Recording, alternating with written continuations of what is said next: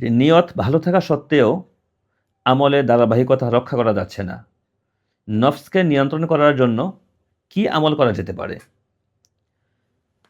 আমলের ধারাবাহিকতা বজায় রাখা এবং নফসকে নিয়ন্ত্রণ করার জন্য বরাবর চেষ্টা করে যেতে হবে। মনে রাখতে হবে, শয়তান মানুষকে গুমরাহ করার জন্য, শয়তান মানুষকে বিভ্রান্ত করার জন্য মৃত্যু পর্যন্ত, প্রত্যেকেরই মৃত্যু পর্যন্ত চেষ্টা শয়তান করে যায়। তো এজন্য শয়তানের চক্রান্ত থেকে নিজেকে বাঁচানোর জন্য আমাদেরও সারা জীবনে চেষ্টা করে যেতে হবে। কখনো যদি আমরা কোনো আমলের ধারাবাহিকতা থেকে সরে যাই, আম ধারাবাহিকতা রক্ষা করতে না পারি, কোনো গুনাহের কাজে জড়িয়ে পড়ি, একটা আমল শুরু করি, আবার ছেড়ে দিচ্ছি। তো এরকম হলে বারবার চেষ্টা করতে হবে আবার লাইনে ফিরে আসার জন্য, আবার সে আমল শুরু করার জন্য, আবার সেই গুনাহ থেকে সরে আসার জন্য বারবার চেষ্টা করতে হবে। একবার যদি আমরা হোঁচট খাই, আবার উঠে দাঁড়াতে হবে। এটা বারবার করতে হবে, সারা জীবন করে যেতে হবে।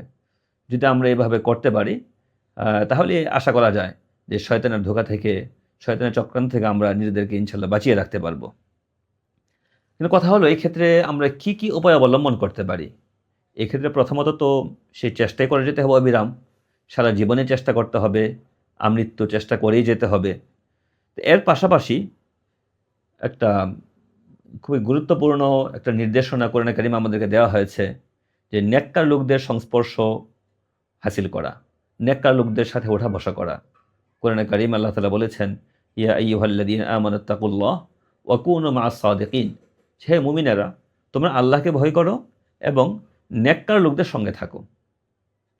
তো নেককার লোকদের সঙ্গে থাকা, তাদের সঙ্গে ওঠা বসা করা, তাদের কাছে যাওয়া আসা করা, তাদের মজলিসে যাওয়া, তাদের কাছ থেকে দ্বীনি কথাবার্তা শোনা, এগুলো যখন আমরা করব, তাহলে এই বিষয়গুলো, এই কাজগুলো আমাদের প্রত্যেকেরই জীবনে, আমাদের নিজেদের জীবনে দ্বীনদারির উপর চলা, নিজেদেরকে দ্বীনের উপরে অবিচল রাখা, দ্বীনের পথে অটল রাখা, এই ক্ষেত্রে খুবই সহায়ক হবে ইনশাআল্লাহ।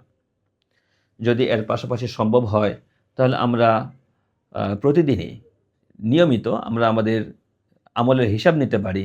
এক্ষেত্রে আমরা একটা রুটিন করে নিতে পারি, চেকলিস্ট করতে পারি। নানা রকম এখন অ্যাপও পাওয়া যায়, যেগুলোতে আমরা এই সমস্ত আমলের, আমাদের দৈনন্দিন আমলের, আমাদের রুটিন মতো আমল হচ্ছে কিনা সেই বিষয়গুলো আমরা যাচাই করে নিতে পারি। তো এইভাবে যাচাই করতে থাকলে, নিয়মিত হিসাব নিলে যে আমলগুলো ছুটে যায় সেগুলোর প্রতি, সেগুলো করার প্রতি আবার মনের মধ্যে একটা উৎসাহ সৃষ্টি হয়। তো এভাবে আমরা আ আমাদের আমলের ধারাবাহিকতা রক্ষা করতে পারি, এবং যদি ধারাবাহিকতা ছুটে যায় সেই ধারাবাহিকতার দিকে আবার আমরা ফিরে যেতে পারি।